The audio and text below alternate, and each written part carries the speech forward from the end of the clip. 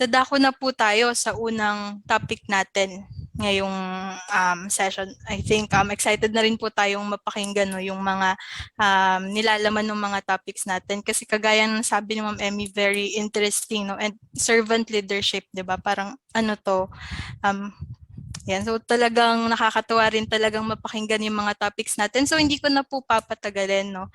Para ibigay sa atin yung unang topic natin on framework in dealing with people, the concept of a person.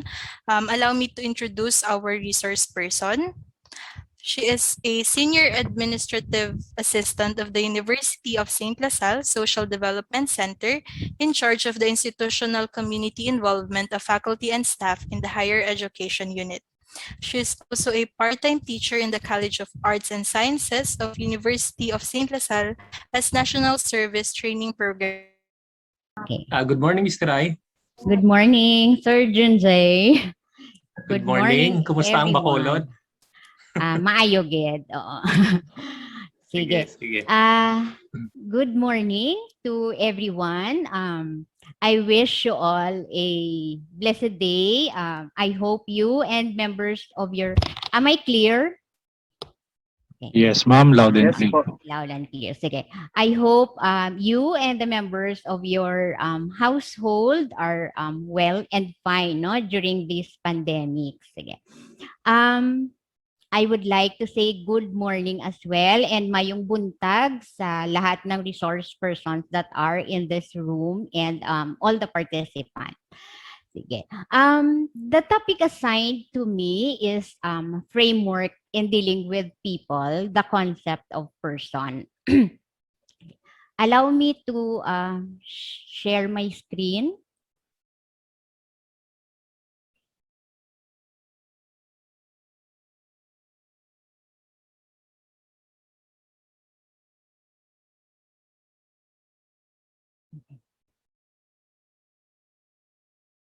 Okay. Is it clear from your end? Yes, ma'am. Kita na po. Okay. Sige. The topic assigned to me is framework in dealing with people.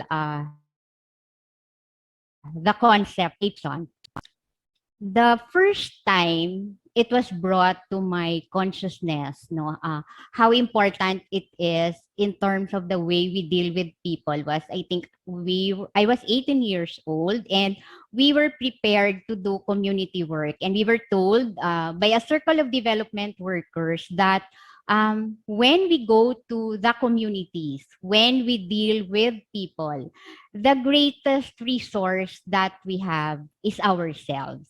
And the most important resource as well, when we go to the community, are people. Kaya yung batayan natin sa pakikipagrelasyon at pakikipag-ugnayan sa tao ay mahalaga. Kasi kung ano yung paniniwala natin, kung paano i-handle, i-deal yung tao bilang leader will have a bearing in the quality of relationship that we have with them. May kasabihan na una sa lahat, tao, higit sa lahat, tao.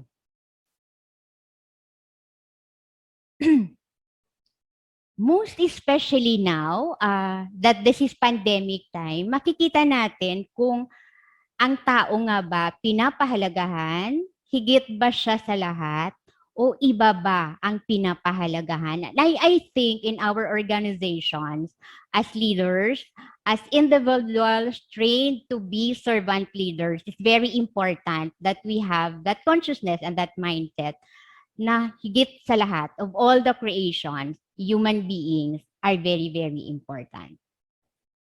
May kasabihan din na madali ang maging tao, pero mahirap ang magpakatao. Kaya it's a day-to-day reminder to us. How am I? Paano ba ako in trying to promote what is basically good in every human being, in every person?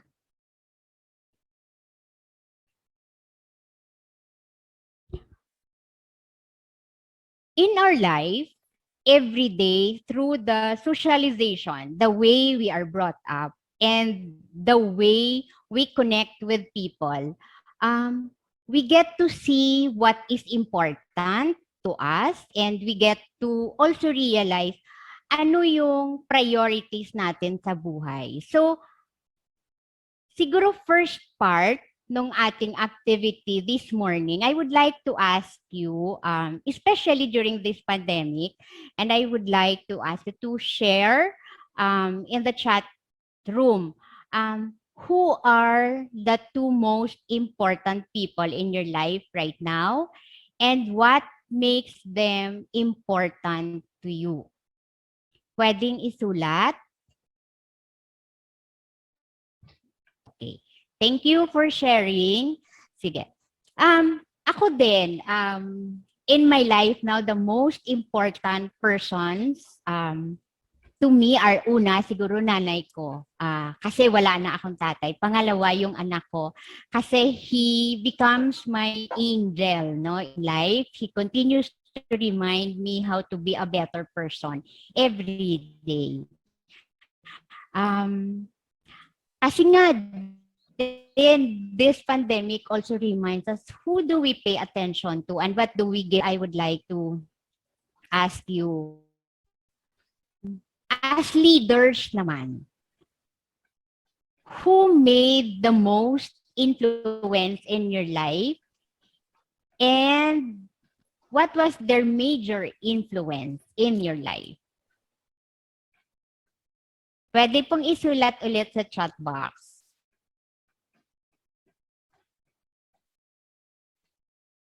Who are the two leaders that made so much influence in your life, and what was their major influence in your life?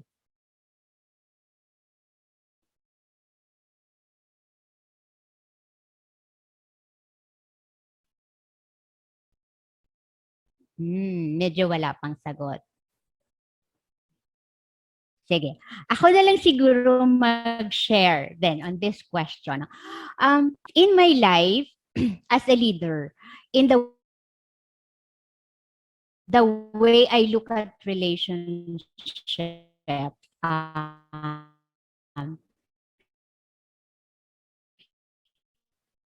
there are two most important. Lasal Brother Martin Simpson, who used to be my dean in the College of Education. Siya yung tipo ng leader na bababa siya sa community to look after the welfare of the students and to communicate with partners. And he was also that type of leader na when you get in trouble, he would be there to protect you. As a teacher, to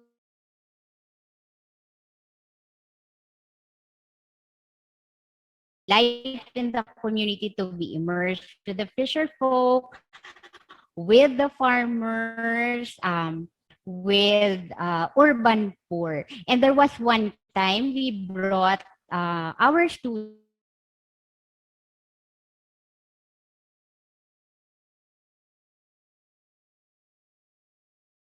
called me up and told me that because at that time there were certain administrators also they were trying to part of the risk of the accident was a possible case to be filed against the school. He was there to tell me that if anyone gives you a headache, send them to me. So it reminds me that when you are in a very critical situation in your life, it pays to have a leader that will back you up, that will help find solutions rather than blame, and someone who goes to the community and really immerse with the people. The other one that has influenced my life also as a leader is Sir Tony Miloto, no? Because he was the one who reminded us that the greatest way we can help address poverty is by showing compassion in the community. These are two male figures, but there's also another female figure who Francoise Orban. She was our international partner who taught us and showed to us that a leader can have a vision, but a leader can also have a very, very big heart by trying to go to the community and really immerse with people. And this kind of influence reminds me that if with people, people, when I connect with them, it is very important that my style of working and dealing with people carries with me these types of values and principles. Okay. For this session, I think what I would like to highlight is that there are many aspects that govern the life of a person and to whom our actions must be focused. And the person is a complex being possessing different characteristics, and we have contrasting values, no? And also the other aspect is that we will fully understand the person in order to regard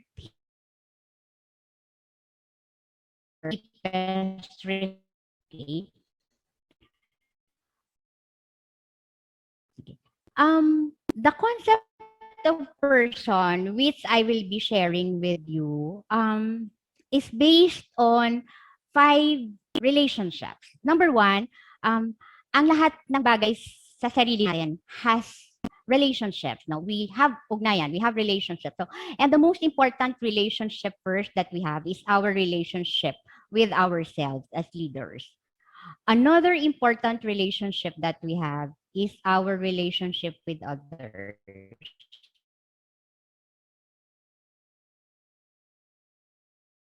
Co-workers, this can be our neighbors.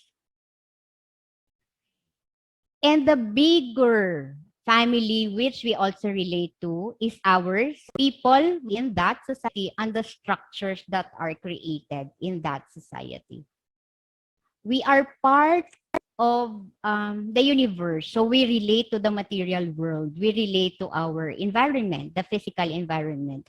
And another most important relationship we have is our relationship with the higher being. So for Catholics, Christians, this will be our relationship with our God. For the Muslims, relationship with Allah. And for other religious denominations, it's their relationship with the higher being that they believe in. Our relationship in each of this aspect will define quality of leadership that we show and the quality of connection that we have to it. So, if you will notice, at the center of it all is our self, no, the relationship to the self, because very, very important to a leader is the self-awareness. Now, our relationship to the self. How we see ourselves will have bearing on how we see other people. Our view of who we are will have implications on the relationship we have with our coworkers, family members, with everyone that we deal with. So we begin with that, no? Relationship to the self. I came across a saying that many times as leaders, in trying to be good servant leaders, we help a lot of people try so hard to make everyone happy, but sometimes we realize that we forget someone, and that is ourselves. When we lead,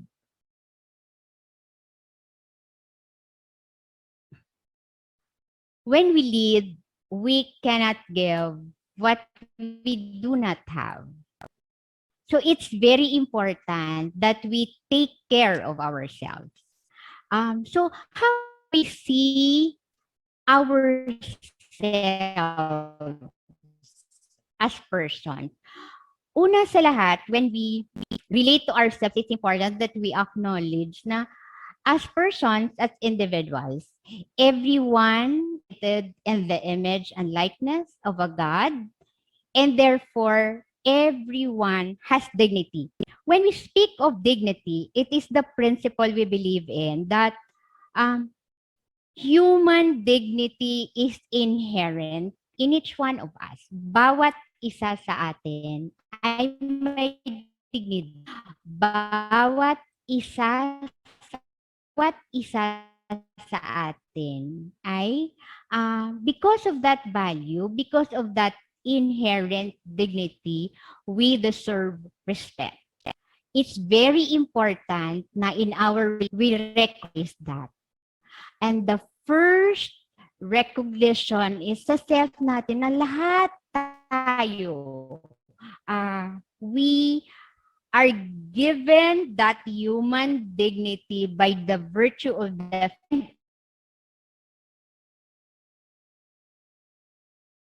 our worth, our value as persons in relation to ourselves. We take extra care of ourselves also. We are able to important it is that respect is accorded to us.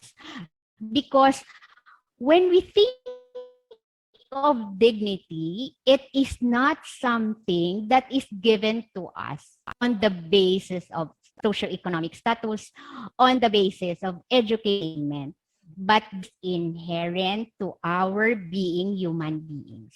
We were born with it. Nobody can take away that dignity from each one of us. So therefore, because we recognize our value, we recognize our worth as human beings.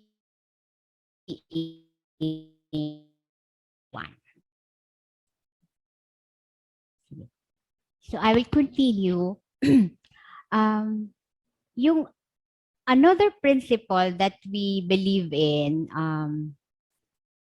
relation to ourselves is that every human being is born with intellect and free will. But at the same time, can also be ambivalent.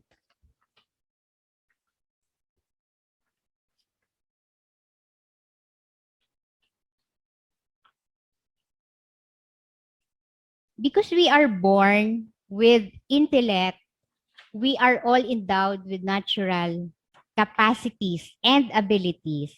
And primary among them is our ability to reason and to decide freely. Because of our intellect and free will, we have an inalienable right to free expression, to information, to education, to collective action. Therefore, each one of us has the right to seek truth and act in freedom. But with this freedom comes responsibility. So therefore, while in the exercise of our freedom, we also have the duty to respect the rights of our fellow humans and to be accountable for our actions. This pandemic, alam natin na part of the exercise of that freedom, for example now, with the rise of COVID cases, we are caught between magpa-vaccinate ba or hindi. When we choose to go for vaccination, we know there is a corresponding benefit to that. But others naman, because of the division or the different opinions from the medical community, they choose not to. But in every choice that we make, this will have implications with our families, with our co-workers. So we need to be able to carefully discern from all the situations that is provided before us. We need to make careful discernment in that exercise of freedom, how we can affect the communities, the organizations that we are part of. Although we have the intellect, basically we have the capacities and the abilities. We are gifted with that. We can also be ambivalent, meaning that we have the capacity and innate goodness, but at the same time, we also have the tendency to do evil. Therefore, there is an implication to us to be self-aware whether our actions are still promoting what is good. When we lead our organizations, it's important for us to take a close look in our motivations, whether eto ba ang ginagawa ko, will this do good for my organization or will it not? Because of that tendency, now we can commit evil, no? We can commit mistakes. So it's important also for us to be open to feedbacks, to be open to corrections in order for us to bring out the good in the organization that we are part of. The other important element that we remember in relation to ourselves is that each one of us can be limited. Now, we are limited in terms of knowledge and in terms of capacities. We can also be limited in terms of lifespan. So the good that we can do today, we do it now. Since we are also limited in capacities, it also invites us to make sure that we are open for the help of others to us in our organization. Being limited is acknowledging also that at some point in our lives, those that we used to mentor can to be our mentees can be our mentors now. And also to recognize that in that limitation, we can grow and learn from one another. You belong to different organizations, and I'm sure the limitation of one organization can be complemented and filled in by the other organizations. That's why you continue to grow. You continue to learn from one another as leaders. The other thing also is that as persons in relation to ourselves, we are unique. One is gifted to be able to contribute to society by his or her ability in the arts. And that is Wubi, your resource person in the afternoon. One unique contribution could be the expertise of one in relation to good citizenship, and that is the expertise of Nelka, our next resource person. Unique in our abilities and capacities. Now we contribute based on what is available in each one of us. So we are unique in behavior, we are unique in talents, we are unique in style in terms of leadership. But that uniqueness can be very favorable to the organization. So it's important that because we are unique individuals, we do not box one another. We do not label one another, but rather we welcome the uniqueness of each one and find out and consider how such uniqueness can be of value to the organization we are part of. So in relation to ourselves as individuals, it's important therefore that we try to remember that we always have to take care of ourselves. If we recognize our value, our worth, our dignity as persons with intellect and free will, we will continue to care for ourselves. We will continue to work towards self-respect, and we will continue to be responsible in the exercise of our freedom. With the situations we are in now, there is more demand for us to do self-care, no? Every day.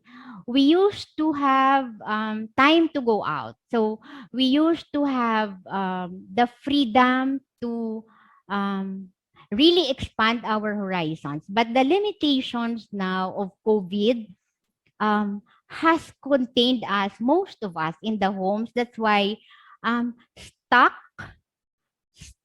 most of the day in front of our computer, contained in the four walls of our houses, or very much limited in terms of mobility in our office. There is the need for us to do real self-care, mindful of the time that we give to ourselves, so that we ourselves will recognize na, mahalaga pala ako. Mahalaga ako, importante ako. I need to take care of my health, because without this, I will not be able to take care of the organizations and the people I am entrusted with.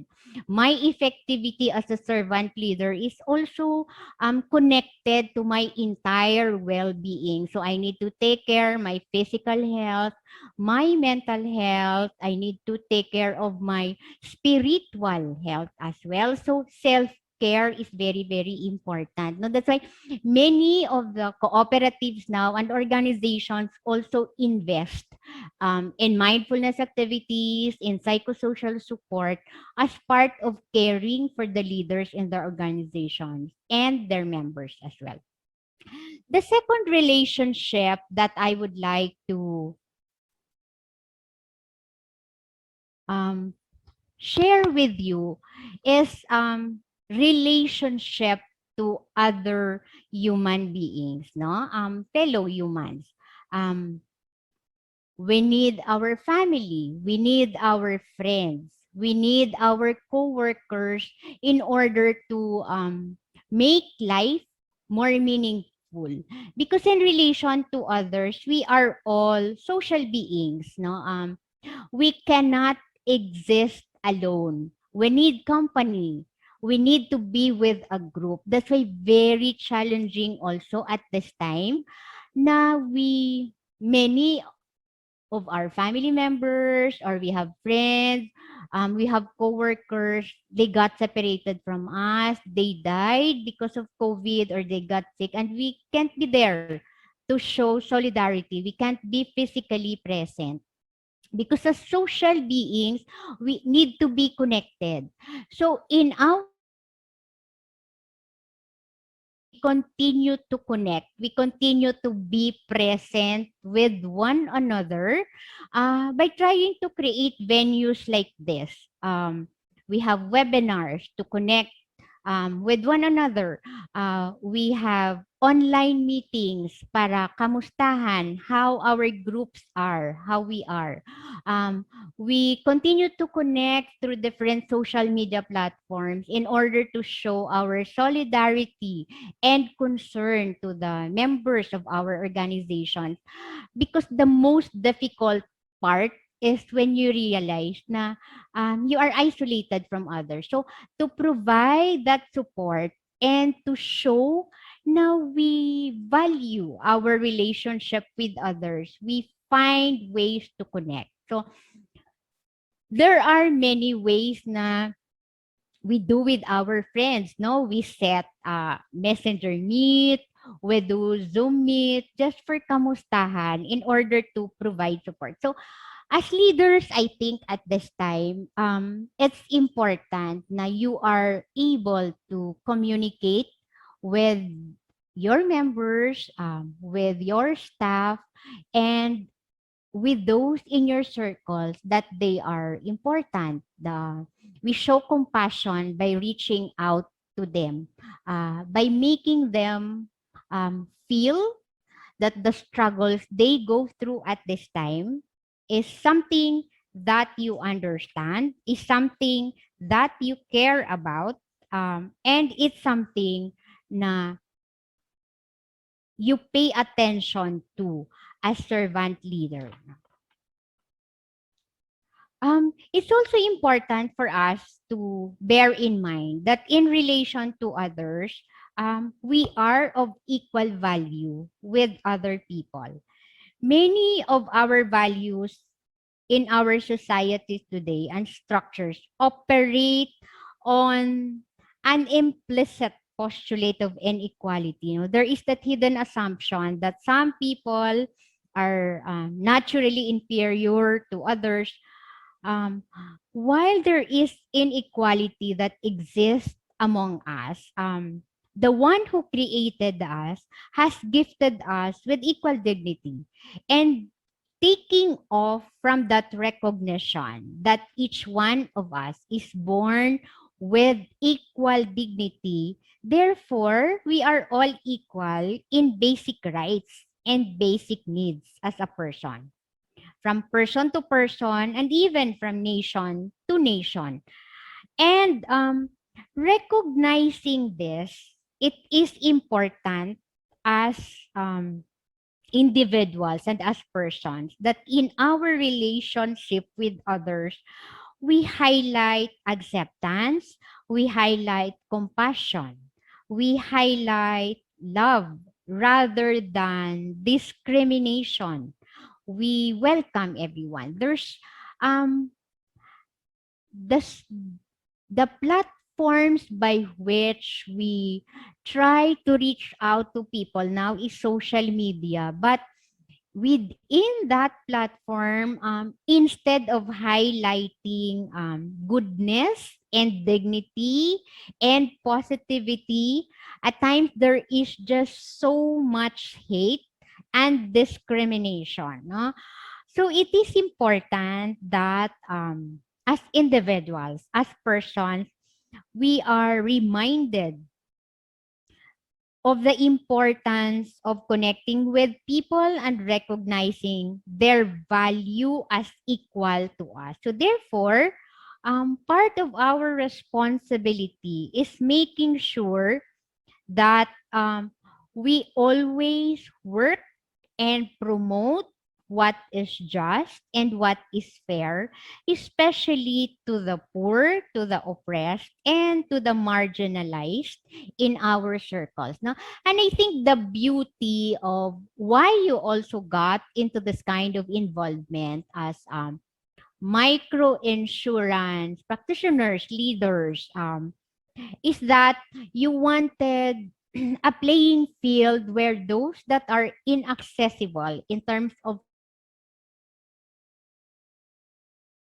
which are marginalized are made accessible to them because we recognize them as people who have equal importance and value as other people. So there are two important things that I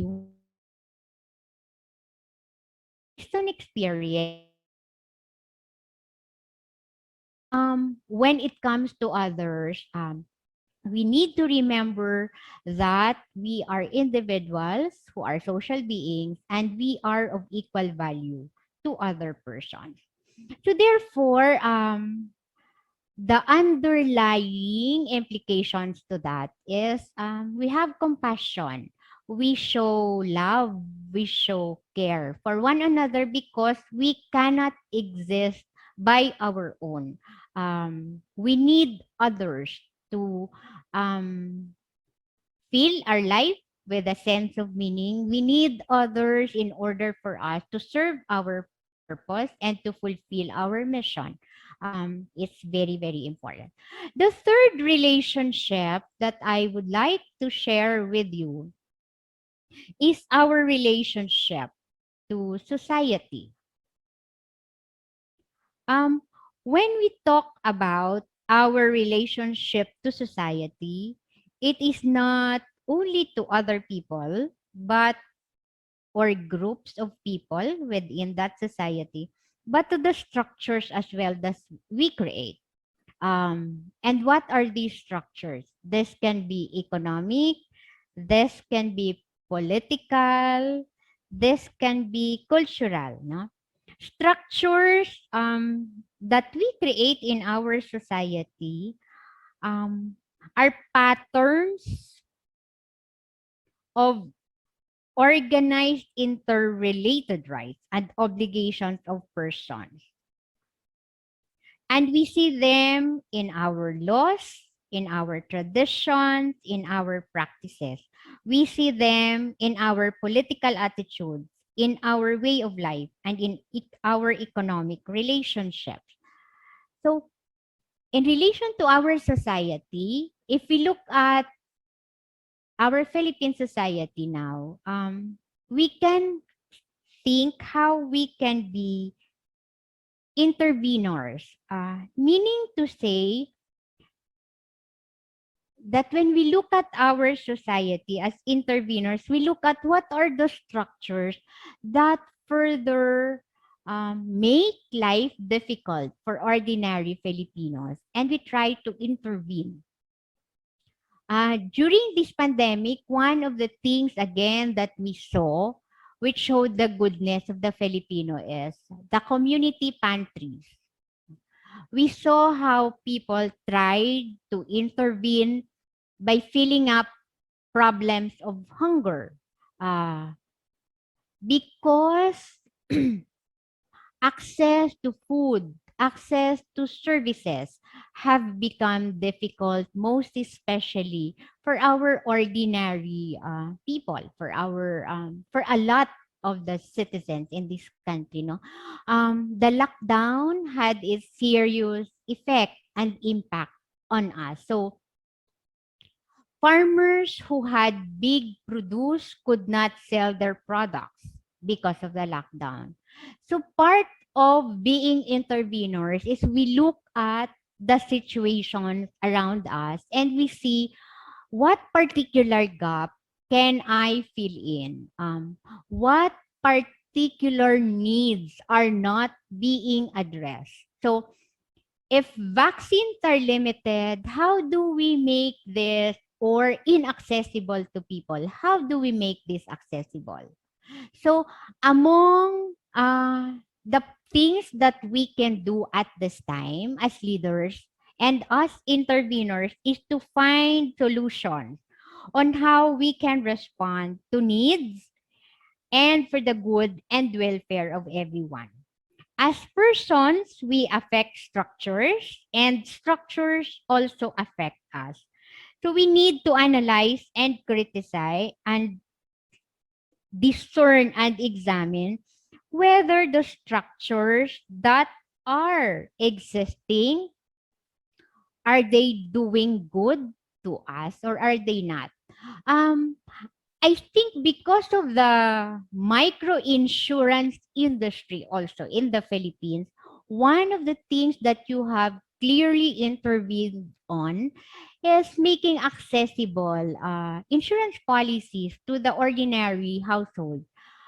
Another intervention that it has done, it has empowered a lot of women to become leaders and to do something very significant to the communities. It provided a lot of venues for our women, young and old, to take active part in shaping our society, in helping families, no, to be able to cope with the challenges related to health, related to poverty. Okay.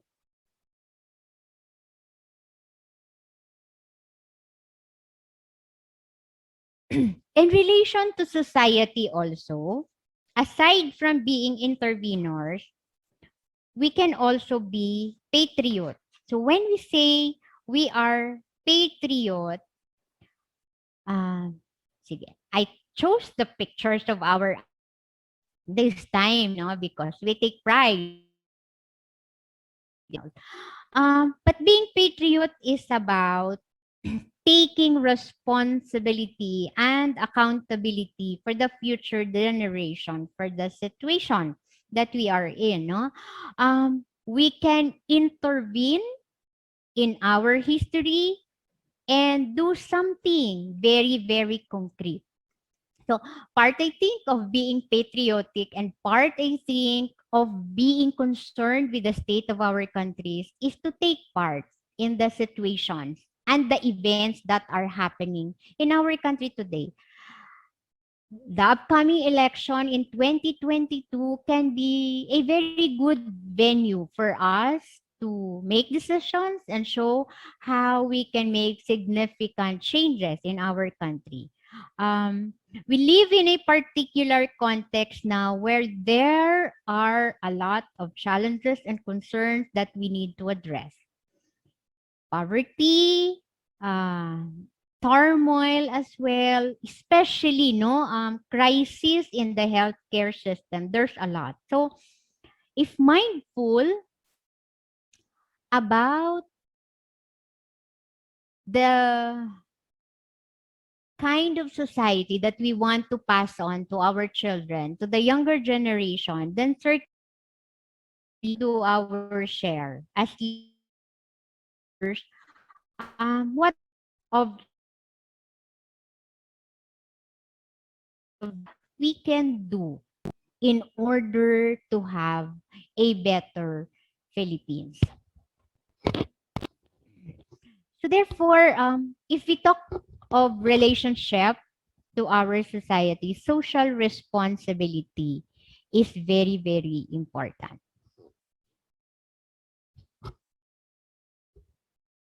The next relationship that I would like to highlight is our relationship to our environment. In relation to our environment, it is a fact that we are all material beings. We need food in order to survive. We need a home, a place to live in. We need medicines to be healthy. But being material, as material beings, what are emphasized to us is to be able to fulfill our needs and not our wants. We need the resources of our environment in order for us to be fulfilled personally and socially, to take care of our bodily needs. But the resources around us are not meant for our greed and wants, but they are meant to serve our needs. The second principle that we need to be reminded of also is in relation to our material world or environment. We are workers. We interact with the world through the work that we do. When God told us have dominion over the earth, it means that we fulfill our personhood and we glorify our Creator by the dignity of our labor. So whatever work we have, whatever job we are assigned to do, we do that with a sense of dignity and we value labor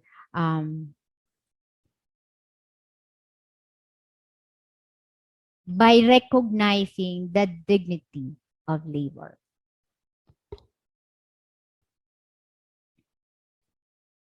The next is in relation to our material world is that we are caretakers. We are here as stewards of the resources of the earth. They are meant to be used to serve a purpose because we are not owners of it.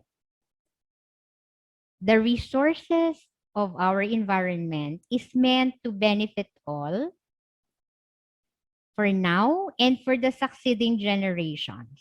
And therefore, as caretakers, we are asked not to abuse it. We are asked not to destroy it. We are asked to treat the earth our home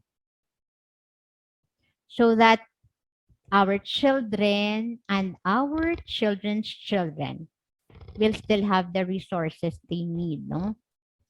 If we look around us, we year in and year out, no, we experience a lot of calamities, a lot of disasters, because it reminds us how we have abused our Mother Earth. So it's very important that we become mindful as stewards of God's creation. So in relation to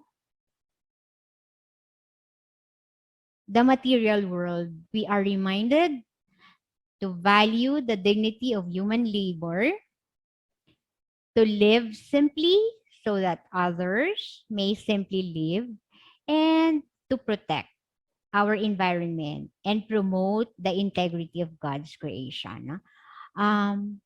A lot of advocacies now really call us to pay attention to climate change.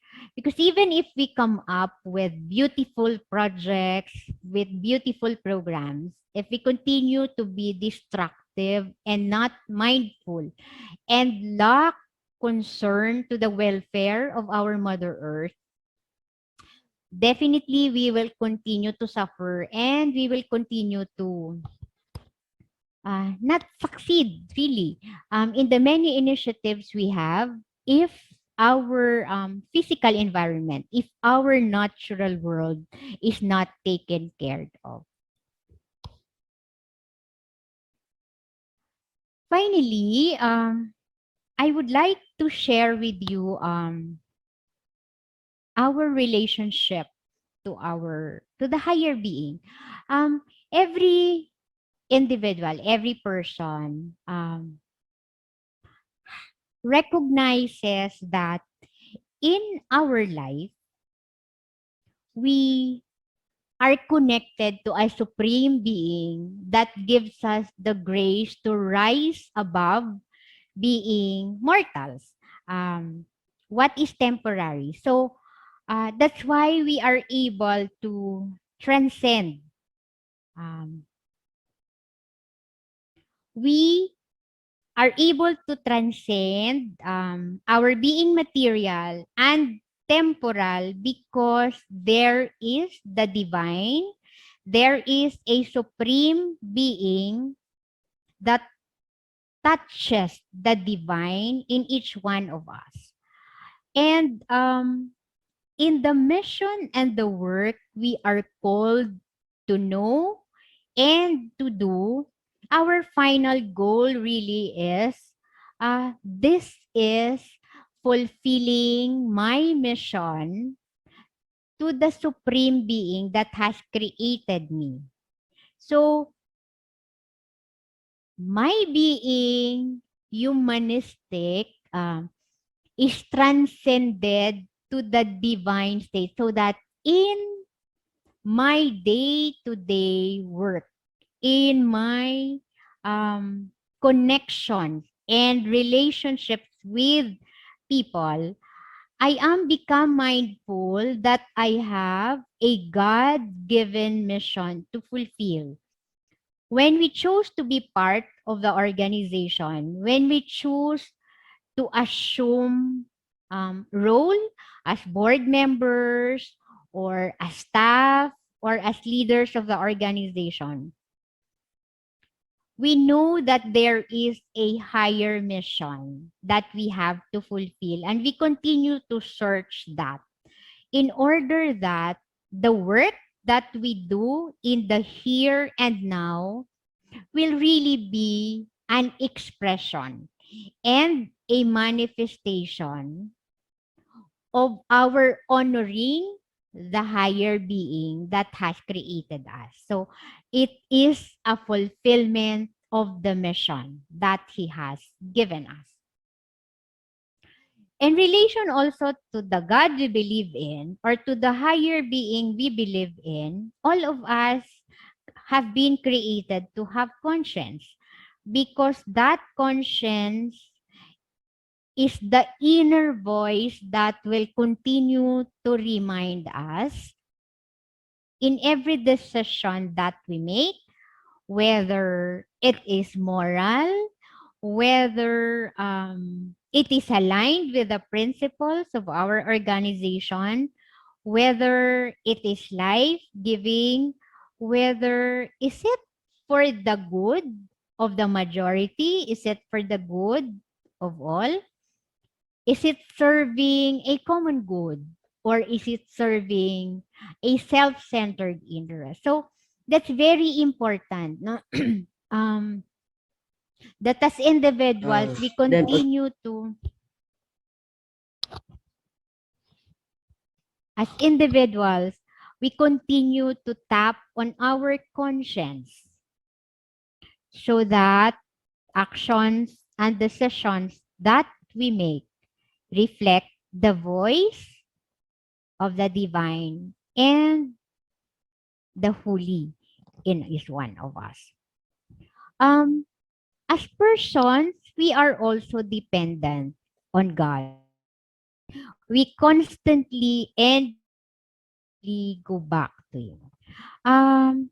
During crisis situations, the last 2 years, since 2020, no, when we have this pandemic, we have become more cognizant of the fact that only by His grace that we are able to do what we do, only by His grace that we continue to stay alive, only by His grace that we are able to do what we think and consider is impossible or difficult to surmount.